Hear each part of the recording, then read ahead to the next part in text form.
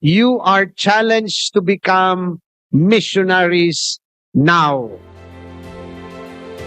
I would also like to thank all of you, our dear social communications ministers, for what you do, for every event that you have been part of, for every missionary activity you have tried to do, and for one reason or another, for all the time you have given to this ministry.